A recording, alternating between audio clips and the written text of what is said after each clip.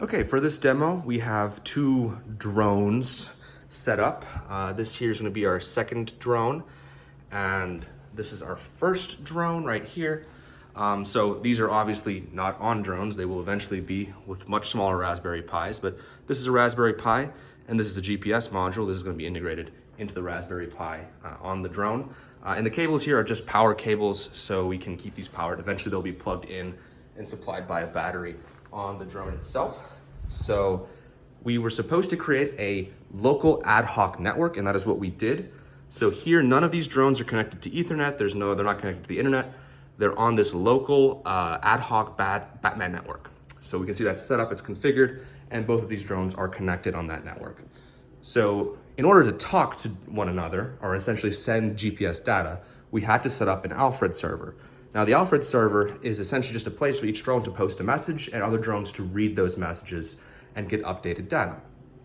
So we can see on this ad hoc network, this Batman network, that we have the current drone that we're looking at, which is this drone, is connected and its MAC address is ending in 8639.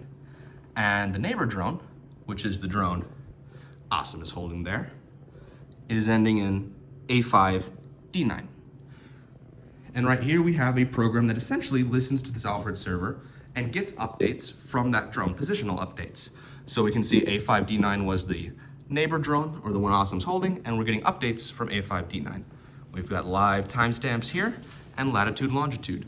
Now we can see that it's starting out as 0 because it's inside. We don't have a good satellite connection. We can see we have no satellite logs, but those two are going outside right now. I'm gonna hold this precariously over the edge, and hopefully we will get some good GPS data to show that the actually updates live and works.